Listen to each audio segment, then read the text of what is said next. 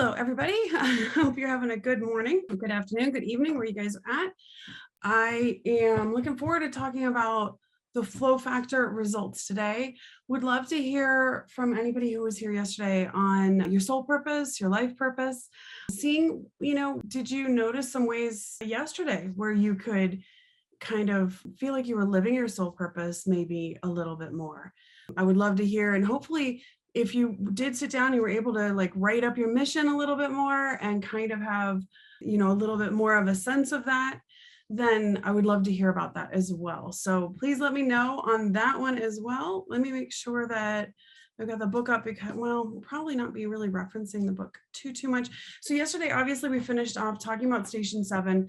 The one thing we did not talk about is one thing that I am definitely passionate about. It does have to do with Station 7, and it does have to do with like our connection to the holographic sort of universe. I know that there's a lot of us that just desperately hope for more peace in this world, and that the world is just a better place, that the world is a better place for ourselves and certainly for kids, grandkids, etc. And I think one of the things we can feel like is like, there's only how do I do this? How can I change the world? I'm just one person, right? So I kind of have a 3-step process that I like to use to help bring about more peace, because of course, once we change something in ourselves, it has a ripple effect and affects everyone outside of us as well, and the world in general. So the first thing is to find some peace in your life now.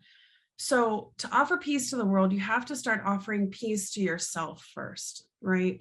So many of us, and I'm going to do some sort of a workshop on stopping the bully mind. It's something that is so prevalent for so many of us. And, when we learned criticism of ourselves at such a deep level, you're basically beating yourself up all the time. And I speak from experience here because, as I've referenced it, I think in Station 3, it is something that I have to kind of focus on and make sure, there can be times where I get triggered and there's just a barrage of negative criticism against myself.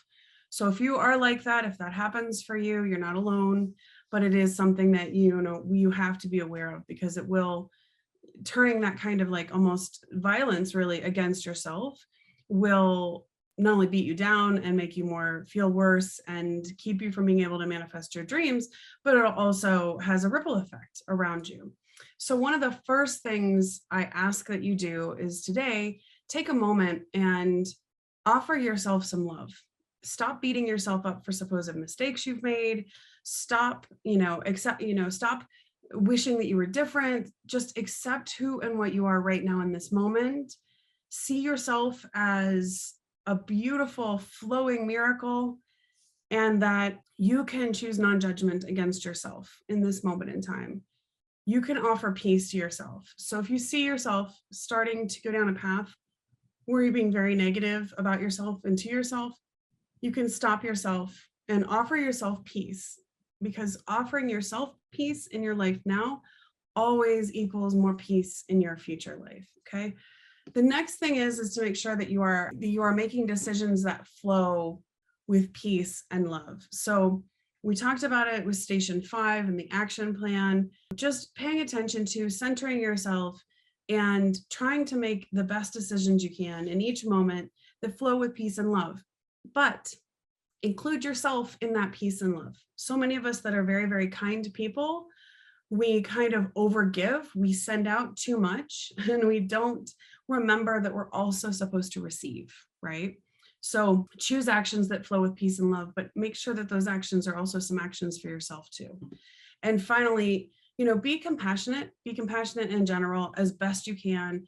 I know there are times that, we can have things that happen that it's very hard to understand, hard to be compassionate about, and then finally, find ways to get involved in things that you believe in. So, okay, so that's the end of Station 7. So what we're going to do now is talk about what does your flow factor test look like? I find that I'm over compassionate. Oh, me too, Donna. I know. I feel you. Like you cannot believe. Yeah. And that, as we talked about yesterday, right? I think a huge part of your life purpose lies in that compassion obviously you're doing some things that are absolutely beautiful. You are helping the world in these beautiful ways. You are helping animals right now in these beautiful ways. So that compassion is something so beautiful about you. And it is something that the world definitely needs. However, when we are almost giving out so much compassion to others and not extending that kind of gentleness and compassion to ourselves, we can get very out of balance. We can also get out of balance when the compassion for others becomes us fixing their problems, or us always connected to whatever they have going on, or us always over feeling and overdoing. So, I mean, if that, for anybody who's on here or listening in the replay, if you tend to be like that with like this, the over compassion, it's something I've had to work on a great deal. Anyone who's over compassionate really generally is an empath. They're a person who feels other people's pain so acutely that we have to make it stop. And, while I would like to say that's altruistic, it's not always. I mean, some of it is like, I feel your pain so much that I have to help you stop this because I need to stop feeling it, right? And so there's a little bit of that as well. So if that is something that you're dealing with, honestly, I would love to direct you to my Empathic Badass program. It's like five days, 5 practices that I use on a daily basis to help me. If I don't use them, I can get really, really drained, really overwhelmed. So if you haven't gotten in there yet, it's just all one word, empathicbadass.com. I can put it in here. I'm about to teach that class again, or that 5-day intensive again, live. I think I'm starting, it's the week of October 9th, I believe. So that's a nice opportunity for people to kind of have, some more personalized help and so forth. And also, sometimes the daily things are just really helpful to be able to keep us, moving forward. So anyways, but that is one of the areas where it ends up being, when we're so over compassionate, we are not giving compassion to ourselves. We are not giving peace and love to ourselves. We are giving it outward all the time, which on one hand is good, but it's almost like compassion is amazing, right? Empathy is amazing, but it's almost like I have my brother-in-law's sister for a while, for some reason, ate a lot of carrots, like tons of carrots. I don't know. It might've been just kind of like an obsessive thing or whatever. And she's very health oriented. And I think she was like juicing carrots and doing all these things. And while carrots are quite healthy, right? If you eat too many, you start to turn orange. She's very pale skinned, and she literally started to turn orange because of probably the beta carotene or whatever that's in it that causes the orange. And so I think like that, compassion is healthy. Compassion is amazing. Empathy is healthy. Empathy is amazing. But, and I'm telling you guys this from experience, you can get burned out hard when you are giving out all the time and then not having some healthy boundaries, not knowing where you end and someone else begins.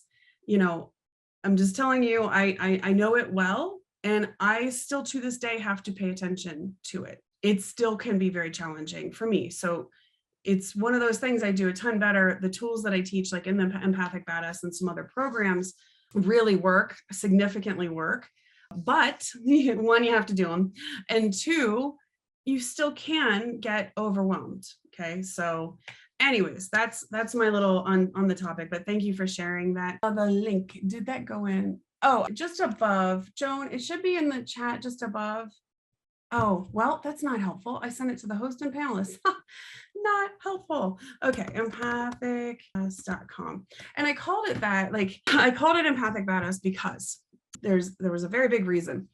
I was so sick of empaths being told that they were weak, oversensitive, I don't know, tree huggers, which honestly, I do hug trees, so whatever. But so, whatever, just the nasty things that we're told. We're told that there's something like, we're weak. It's not strong to be sensitive. It's not strong to be an empath, but actually we're the ones that feel everything in the world, right? We're the ones that are feeling everything.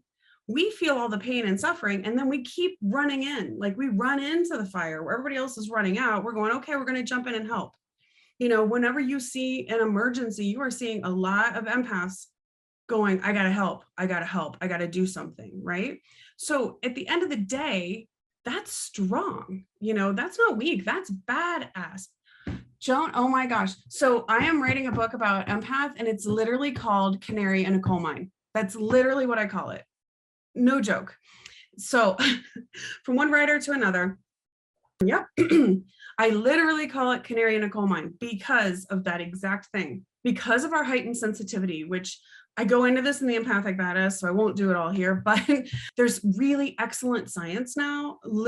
Neuroscientists and psychologists are finally proving what we as empaths have known for our whole lives, is that our nervous system and our brains are actually wired differently. I think there's other people scientists that are sort of coming around to this.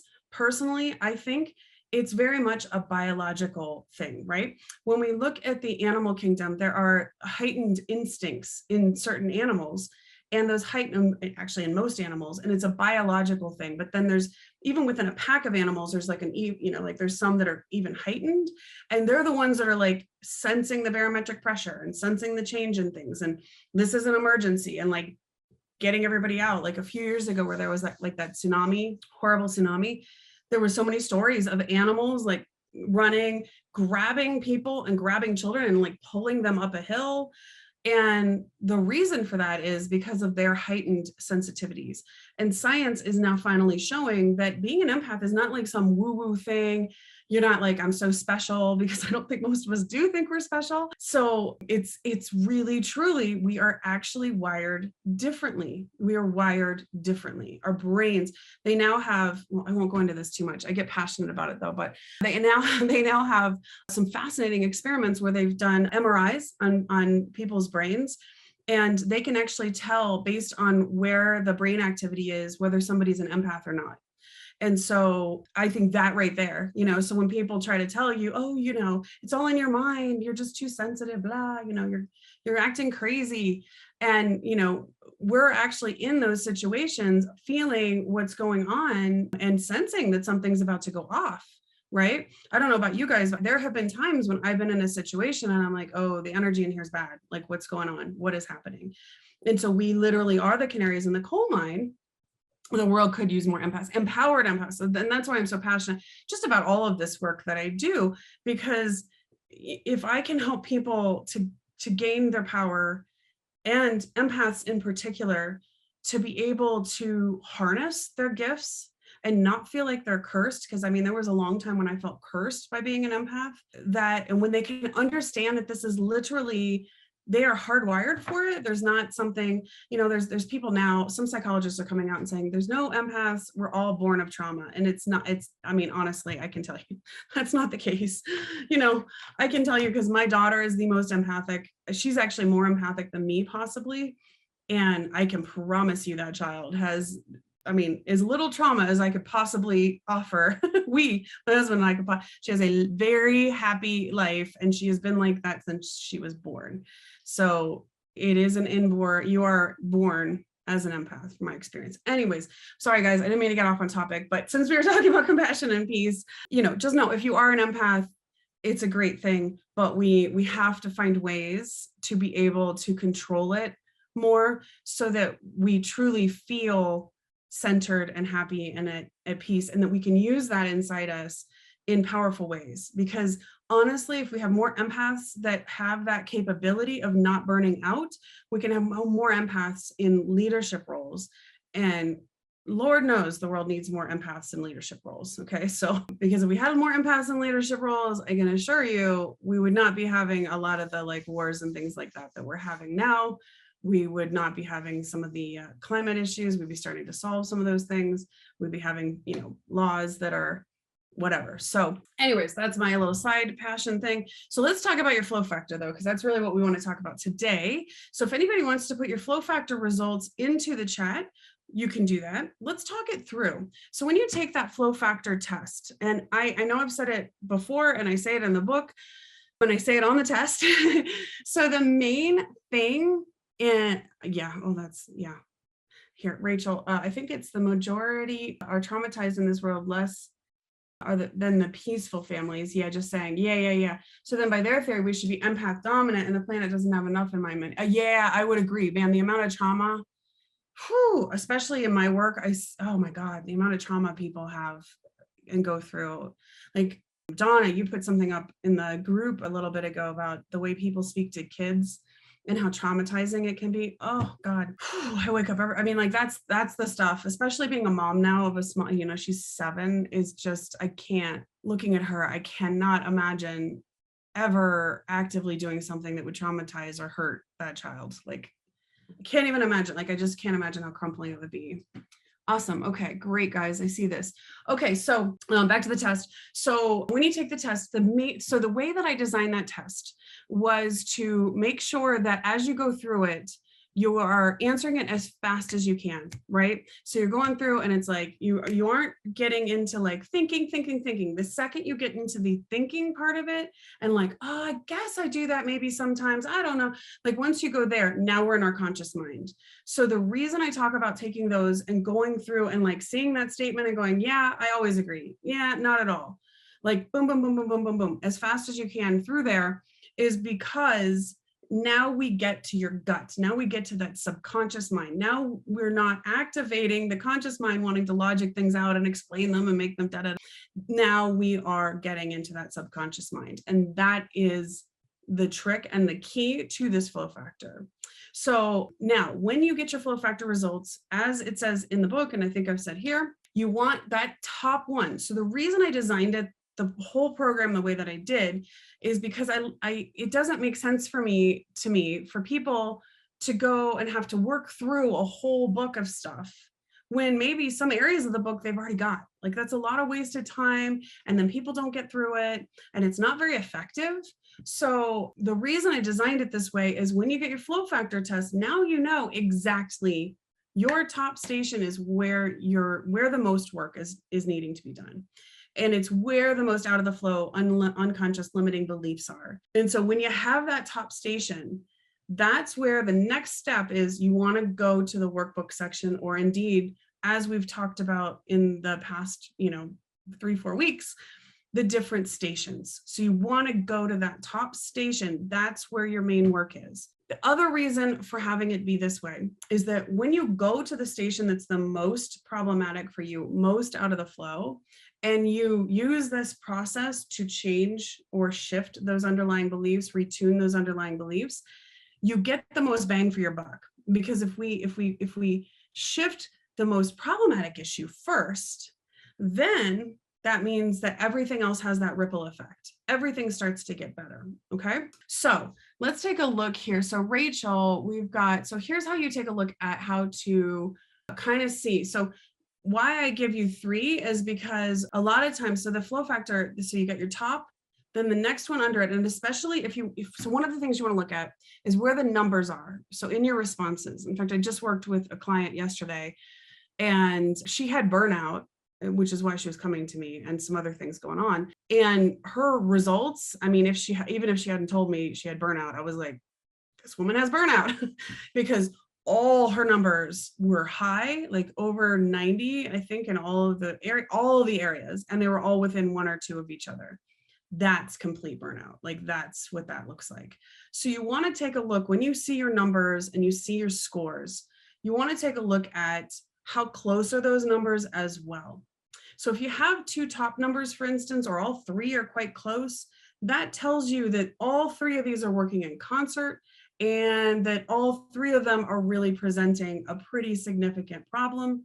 And then you can kind of look at the whole thing as a larger picture as well. So if we look at Rachel's 432, so 4 is always that, you have some underlying stuff going on with your emotional connection to life. And it usually can be obviously that you block certain emotions, you maybe hold in blocking those emotions and then explode, and that there's not a free flow of emotions going on there. It also can be, again, those health issues can show up. So if you have really strong health issues, you know what I might do? Would you guys like to do what we did yesterday? Maybe I'll take you off mute and we can just talk through it really quickly. I know we've only got, I'm going to try to keep this one to about 10 more minutes, only because I've got 3 more calls today. So if anybody wants to, I also am burned out in fibro. Yeah. Yeah. So the fibro is definitely, yeah. So if anybody's interested at 11 o'clock today, which is 1.5 hours, I'm going to do a 1-minute healing where I just basically help people translate what's going on with their mind and body as fast as I can. So let me go to, let's take you, Rachel. Let me go in and where's the participants? Let's go to attendees. Rachel, I'm going to allow you to talk. Let's talk that through. All right. Hi, Rachel. Okay. Good morning. Well, good morning, first off. So we're okay. So I know you were saying, I know you. Okay. So I know you are kind of energetically burned out. So the burnout definitely can show. It can show. It mostly, oftentimes, shows in 7 only because it's usually if it's with there's like no physical reason, right? It just kind of shows up. 4 is that you're just emotionally burned out, right? It's just like been emotionally too much for too long. 3 is I would connect 3 to where there's a sense you're being attacked individually, like for who you are. Also questions of like, who are you in the world? What do you want to do in the world? Like those kinds of things. And then 2, so I'm wondering, like, I think probably emotionally we're looking at, because one-on-one relationships, emotion, and also financial and creative support and birthing. Yep. Yeah. So what I would say with looking at that is definitely that having little emotional and financial and one-on-one support has caused you to feel like there's something kind of against you and have that a little sense of like not knowing exactly who you are and what your worth is. And that's the emotions of having to give all that out and deal with all that is blowing you out, basically. When I look. So one of the things, so what I know you started to work through 4 a little bit or no? Yep, I have. Okay. And okay, right off the bat, one of the things that's going to be super helpful to you, let's see, you're in the body language program. So, are you doing the shield and ground on a daily basis or not yet? I'm going to be honest and say I'm not a daily person, but I do go back to it. That's okay. That's totally fine. Okay. So what I would prefer, if you're not a daily person, what I'd like to see first off is for you to start to at least do some kind of shield on a daily basis. I don't care what it is. Like if something inspires you a different way, do it a different way. Like just do it a different way. That's totally fine. I would say, Rachel, just because with 4 being so high, one of the things I really like people to do, and I think we may have talked about it before, but especially I know you had the shoulder injury as well. Yep. You carry a lot here. So what I'd like to see you do is like an overall shield and then actually creating some sort of whatever you want to do on a daily basis, energy bubble type thing around station 4, essentially around your heart, essentially. Okay. And certainly around your shoulder as you're trying to recover from the shoulder thing. Right. That would be hugely helpful. Okay. Let me think. Would this pattern be typical of empaths though too? It is the heart thing. It is. Although honestly, it's super interesting because with empaths, we pick up so much of other people's stuff all the time.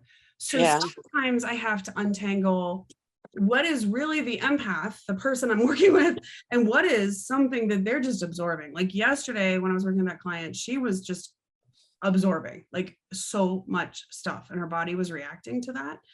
So it's kind of interesting. So it also depends on, just like anybody, it depends on the influences that have happened to that person, to that individual, and how they've empathically taken it on. So it's very interesting. Oftentimes, so sometimes on empaths, I will get a station 1 because they have no grounding. They're like always living up here, out there somewhere. So I will see that, or they've never had support. So 1 will come up really big.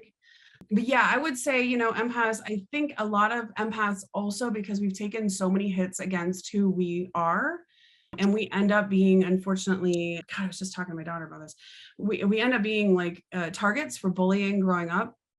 Yep. And people like just acting like there's something wrong with us. And like I was saying, weak, blah, blah, blah, all the things they say. I get a lot of empaths with station 3, a lot of empaths with station 3, because our very identity, we've been asked and told indeed to question and change our identity, like something's wrong with us. And Oh, so, yeah. yeah.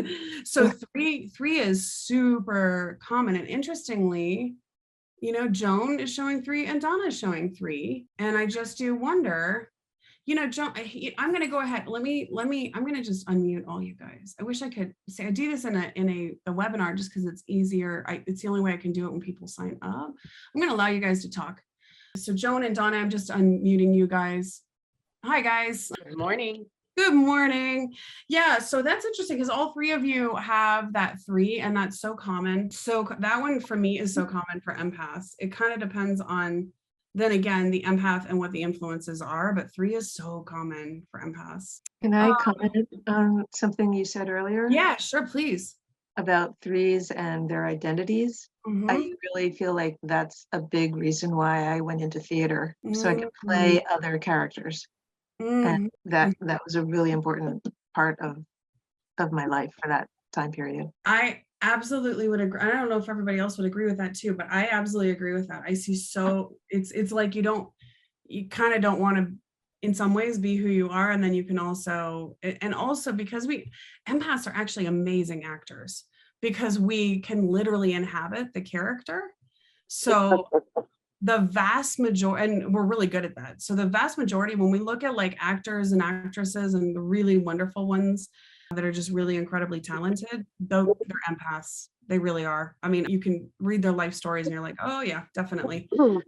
Robin Williams comes to mind, for instance. Heath Ledger. What's that? Heath Ledger.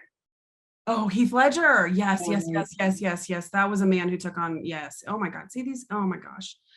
Yeah. And then when the world loses one of them, it's rough. But that's such a good point, Joan. I think that we do end up taking on, wanting to play other characters and be other things. So Joan, let's look at, 5, 6, 3. So 5 being action and being able to express yourself, which is interesting because with the writing, you're expressing yourself beautifully. Is there another area you're feeling blocked expression wise, or do you get like the writer's block? What's going on with that? Oh yeah, I have trouble getting projects finished. I get to a point like the beginnings are great. I know what my endings are going to be. And then somewhere in the middle, it gets all muddled and I don't know what I'm doing anymore. I want to, oh, this plot isn't working, or I need to add a character. Like I feel like I'm creating obstacles sometimes. And also like, I just don't know enough. Like, I just don't know what to do. I don't know what to write next. Yeah. Not allowing anything to come through. Well, that's so interesting because that's where the 6 comes in, right? We go into our head and overthink and start to self-criticize, doubt, Absolutely. all that stuff. That's where the 6 is coming in. And then 3 is a similar thing of like who am I? What am I doing?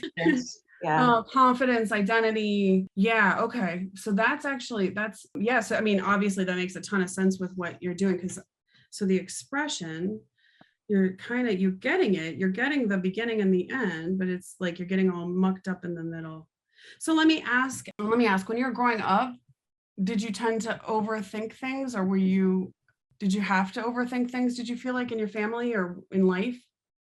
Actually, what I feel like happened a lot was, and I think I mentioned this in another video, my family tended to, like, in a good way, they wanted to just like skip to the end where, like, if something was wrong with me or I was feeling upset, they just wanted me to feel better. Right. So I never learned to work through the process of getting to the end, getting to that point.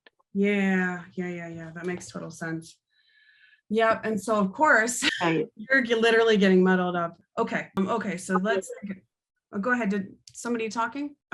Okay. So let's think that through. So for you, I would almost want like a retuning statement that's like, it's easy for me to take all the steps necessary to get to the end successfully. Something like that.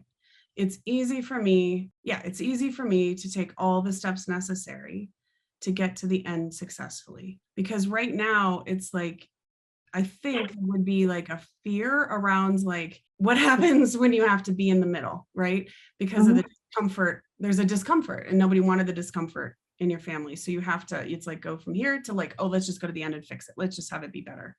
I would do something too, like it's safe for me. Oh, okay. It's safe for me to move through. Yeah. I'd say it's safe for me to move through the middle, actually. It's safe for me to move through the middle. I would also maybe something like it's safe for me to be in the unknown, because it's like you have a plan here and you have a plan there, and then there's the unknown in the middle. What's going to happen in the middle of like a story, let's say, and so you're going on, and then it's like, you know, is this you get disoriented, right? Because it's like, what do I do? Where am I at? Yeah, I would do like, I think that would be hugely helpful. The other thing is, hang on one second. Let me look at this. I would say, let me go to station 5 real quick. Where am I at? Nope. Right here. Nope. Okay. I know you were working on the action plan. I think that's going to be a very helpful one, because as you get into the middle, you can actually say to yourself as you sit down, let me ask though, are you, because this can be a 6 issue as well. Do you tend to get into the middle and you've got the beginning, you've got the end? Are you trying to force, like sit down and force it to come into being in the middle? Well, I know I want it to get. Once is good. Once is good. But I mean, are you like feeling stuck and then you just keep pushing at it, or do you walk away? I will keep pushing at it for a while, and then I will walk away, sometimes for months. Gotcha. Okay. So then let's go to that. So if you walk away for months and you come back, what feelings do you have when you come back? I do feel a little bit fresher, and maybe I do feel like I can look at it with a fresh set of eyes. Okay. Sometimes like walking away, sometimes just like breaking away from it for a while does often help, but not always. No. I'm actually all for you, because so to be completely clear, I'll tend to push forward on things because I want to get it done or whatever it is. And my husband does something to me where he'll see me like pushing too hard and he goes, foot off the gas. And so like, that's what I'm hearing here for you. But I feel like maybe it's a foot off the gas, but not for months. Like maybe you say, okay, I'm doing a foot off the gas. I'm pushing. I know. I always come in hot. Okay, Rachel's going to work. Hang on. Hey, I'm going to mute Rachel. I don't think she knows she's still. Oh, she's off. Okay, there you go. She was on her way to work. She's does massage therapy and other things. So I would say, could we come up with a game plan for you, a gentle game plan, that you would walk away and go do something creative or uplifting for you? So whatever that would be, it doesn't matter, anything. And then, but set a time limit on it. So I'm going to walk away today for 4 hours, and I'm going to come back and sit down and see what inspiration I have. Okay. Is that something that feels like you could do that? Because I think it's excellent to walk away, but then it's like you've got this thing sort of hanging out there of like, I want to complete it. I want to get to the end. And so maybe walk away, do something creative, and come back and be like, okay, where am I at now? And if it still feels like you're pushing, walk away again and come back. Okay. That sounds great. Yeah, I feel like if you could do that, then you could feel a little bit more like you're retraining yourself that I can be in the middle of this, and it can feel not great, and I can feel a little lost, and that's okay. It doesn't say anything about me as a writer.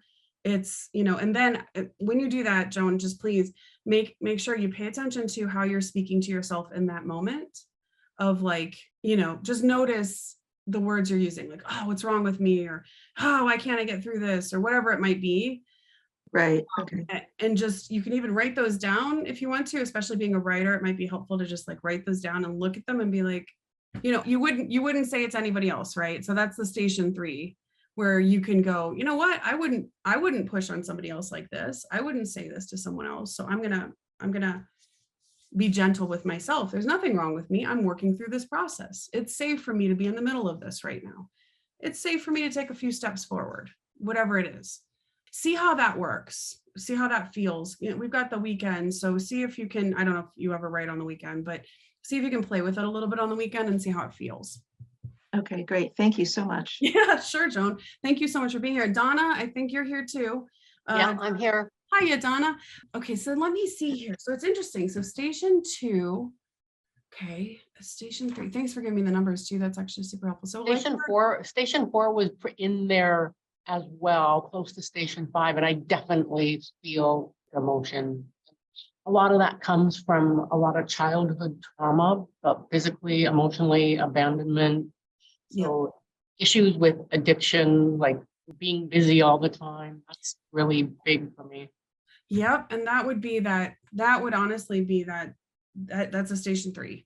That's that like feeling of worthlessness, that nothing I ever do is enough. When will I ever be loved? Perfectionism. So if I keep pushing and I keep being, Donna, I feel you on this. So I feel you on it. Overachieving. I know. And I can't tell you that I haven't been that way and done that thing. And I can't tell you that I don't still, I absolutely have moments. So as I've said multiple times, it's like, even I know every single bit of these things, and I have to take myself back through it again, over and over again. I have to catch myself. So being gentle with yourself in the moment, understanding that those are some old heavy triggers that are in there, and you are retuning them, but it's so easy to get triggered back by something of like, oh, maybe if I do a little bit more, then I'll be enough. Then I'll be fully accepted. So let's talk about station 2 and 3. So that's that connection of, did you have a pattern of one-on-one difficult relationships where I'm the classic pick up every bird with a broken wing. That's me for many, many, many, many years, even now. That's when I see a 2 and a 3 that close, I almost always know that that's what's happened. Okay, so let's start off by saying that's not your fault. You know, that's some bad programming that you unconsciously, you had that put in so long ago that we can fix. So talk to me about, I know you're working on like your soul's purpose and finding what's next in your life. And I'm so glad you're here right now, because if we can readjust the 2 and the 3, and then the 5 and the 4, of course, but if we can really work on really that 2 and 3 portion of you, then you're going to be able to choose and attract something that is truly worthy of your time and attention, and truly going to give back to you as much as you give to it. Okay. Because I'm so proud of you for being here, because if you weren't here, what happens is you'll just keep having that pattern again and again. And again. And it's right. It's Groundhog Day. It's so annoying. So let's see, station 2 and 3. So what we want to do is, okay, what is your ultimate, that's what I was going with that. What is your ultimate goal of what do you, I know soul purpose, but what are you really desiring? What is the thing you really want to have come into being right now? I want to help people in the sense of being a healer, and I have the certification, but I didn't have the courage to go through with it because I felt like I was an imposter because I couldn't get myself together first. How would I help others? So I kind of just backed away from that. I tend to start things. I have so many big projects, and in the beginning, I just throw myself in like up until midnight, and then the passion just wanes, and I think, well, this is not my life purpose, or this is not my soul calling, because if it was, I would just stick through it, right? So gotcha. Okay, so totally understandable, and I can definitely relate to that. So basically, you're seeing a lot of patterns of kind of, you do these things and you're getting so excited about them and you're going forward, but you're having that, you're hitting that wall in the middle. And I think it's not that it's not your soul purpose. So one of the things is definitely, I would say, you know, you're such a helper, you're such a healer, you're creative.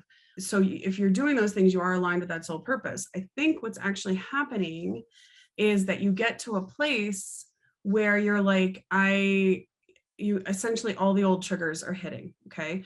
Where it's, you can start well. Let me ask you this, as a kid, when you started something or started a big project or any of those things, did you get support? I think so. My childhood was, I had a lot of things. I didn't have a lot of emotional support, but I had Yeah. I was always in lessons and Mm, courses and camps and, stuff to keep me busy. gotcha. Okay. And so in those things, I think what's happening is, so you're starting and then it's like it gets to the point of it being real, where it has to be when you do like a project like that, let's say the healer certification, at some point you have to be able to put yourself out there, right? And even in an imperfect self, you got to put yourself out there. And I'm going to tell you, I'm not perfect. I work on things all the time. I'm not perfect. That said, so you're hitting this place where like those fears of, I think you're having a fear of that birthing, like we talked about in station 2, of like, if I birth this, are people going to think it's good? Are people going to be mean? Are people going to make fun of it? Is it going to go anywhere? That kind of thing, as well as that sense of, like you said, imposter syndrome. But I think the imposter syndrome is kind of coming from a place of, it's that never enough, never good enough, nothing I do is ever going to be good enough kind of thing. Like if I put this out, it's never going to be enough for people to truly love it and accept it.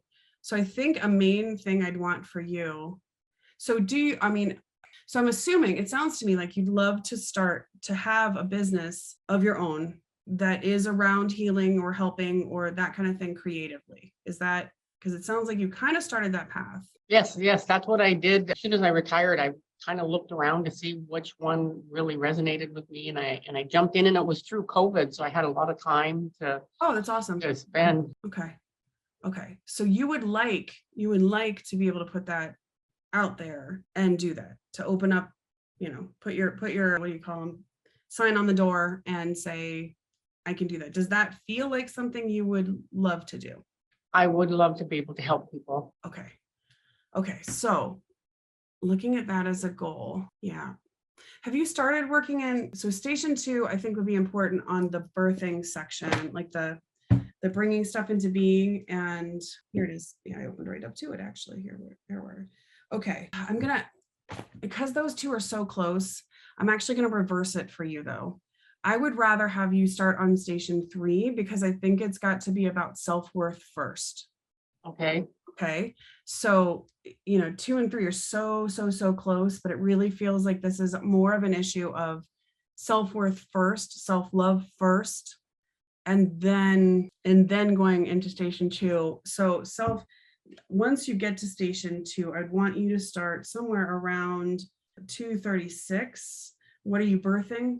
And really to move all the way through to about, where are we at? Page 250. Those ones would be really good. So when you get to station 2, that's the key. That would be the key parts for you. Okay. Station 3, though, the whole thing, honestly, station 3. I mean, there's not a part that I would necessarily take out for you, because I would want you, okay. And what are you doing a morning practice yet, or now, that any kind of like the future journaling or the Every morning. Okay, good for you. Talk to me about, because what I'd like to have you add to that is a sense of worth. Did you download? I know my assistant Alan put up the Radical Self-Love Challenge. Yeah, I'm working through that as well. Okay, that's awesome. That's going to be a really good one. What I'd love to have you do is, there's that body love practice download. If you could do that practice as part of your morning ritual in the morning, every morning, that would be so helpful. Okay. I would want you to add to that. Okay, let me think this through, how I want you to say it. I would want you to add to that. Okay, sorry, sometimes I have to visualize it in my head. Let's see, let me put this through. Okay, I believe in my ability to easily and joyfully live my soul purpose. I offer help and healing, and I receive back. I offer help and healing, and I receive back. I gratefully receive back all that I offer and more. So on that one, what we're doing is kind of combining a 2 and a 3 and doing a little bit of like receiving and worthiness. Okay. And then I feel like there's a third one I'd like you to see you do. I am guided to my highest good and to the steps I need to take to live my life purpose with abundance, joy, and ease. So kind of that connection of guidance, like you're looking for and you're actively moving forward on guidance, and that guidance is going to come in to help you to live your soul purpose. What I'm doing there is, what I want you to do then is each day, and we've talked about it throughout the program, is kind of look for the signs. Look for when you're getting those little signs of like, yes, do it this way. I'd like you to... An evidence journal. Yeah, basically an evidence journal. Okay. What if you had somebody, let's say, who was available, like wanted to do healing work with you now? How would you feel about that? I would love that. Okay, great. So what I want you to do is those retuning statements, working through station 3, because it's got to be, the thing is, when somebody comes to you, you've got to feel worthy of them coming to you and paying you for it and not overgiving. Right. Like that's a big one. I have a hard time with not overgiving. Still a challenge for me, but that kind of like, I can charge that person for what this is, and it's an exchange of energy because I am offering my best to them as well. Okay. But in order to be able to do that, you've got to feel that sense of worth inside yourself, that what you're offering is amazing and wonderful and good and needed. Okay. Exactly. Right. So what I want you to do is like, keep working through station 3. I'd love it if you, so are you a visual person? So if I asked you to close your eyes and imagine something, can you see it like a movie screen? I can, yeah, I'm visual and I'm tactical.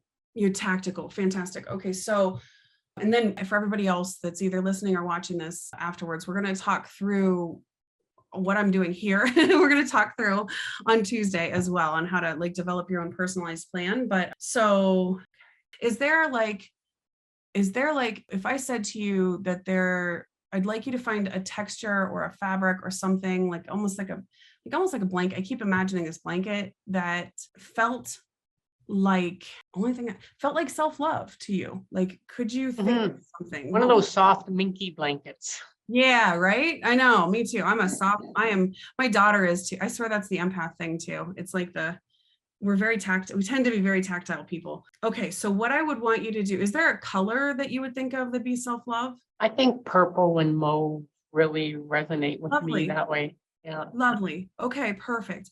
Do you happen to have a soft purple or like mauve blanket? Not yet. Okay. Can you go get one? Yeah. Okay. I would really love for you to get that. Okay. And what you're going to do is you're going to literally be blanketing yourself. Maybe as you're doing your future journaling, I want you to, in the morning, okay, almost like be blanketing yourself, feeling that sense of self-love for yourself and really sensing that. Okay. And then the final thing I want you to do after you get done with your future journaling, and again, each of these can be just tiny little, it doesn't need to be an extended period. It can be tiny little periods of time, is to literally close your eyes. And I'd like you to imagine, we've done some of the meditations of like calling people in. I'd like you to actually imagine calling in your perfect soulmate client, like just, and you can see there may be many that want to come to you. Okay. But whoever it is, see them coming in, see them offering you, money to be able to like start working with you, and then see yourself receiving it. So if you see the money coming in, almost imagining with that blanket around you, seeing it, receiving it, filling it up, filling all the way through you. And really, you can even at that point use your retuning statements of like, I accept this, I am guided to this perfect person. Really allow yourself to again and again and again see this and actually receive it and feel worthy of receiving it. Okay. Now, at first, it may not, hopefully it will feel great right off the bat, but it may feel a little resistance because there's just a lot of old patterns there. But the more that you do this with this like tactile, you can be really feeling that blanket and kind of really sensing this around you, like safe. the more that you do it, you're going to retune and retune and retune. And that's going to be your default. You'll start from a place of worth and then attracting. So that would be kind of how I would direct you right now, is at least as a good starting point. I think you're doing all the things. So the main thing is let's keep that goal in mind of really being able to open up and have this lovely business and feel like, you know, you can have that sense of joy and passion and purpose that carries beyond that first excitement of doing it, but actually being able to step forward and do it in this powerful way where you're really helping people. So That really resonates with me. Thank you very much, Sarah. Thank you. Yeah, good. I'm so happy. Well, thank you guys so much. I know we went way long again today, but I really wanted to be able to give some personalized stuff here. And I appreciate you guys being here so much. For people that are listening in replay, please put your comments and thoughts in the group as well. And I'll be more than happy to help you with whatever you have as your goals and where you're finding things that are you're butting up against as well. So Joan, Donna, and I know Rachel had to go off. Let's see, oh yeah, thank you guys so much for being here. Truly, you have no idea how happy I am you're here and that we're getting to do this work together. So Monday, we will have our morning manifestation meditation, and then Tuesday, we're going to go into a little bit more detail. Donna and Joan, we kind of did a little bit here. We'll go a little bit more into like creating that perfect action plan, and we'll take you through that process. And I think that's going to hopefully help a ton. So sending everybody so much love and peace and joy in your lives today and always. And I will see you on Monday. See you soon. Bye. Yeah.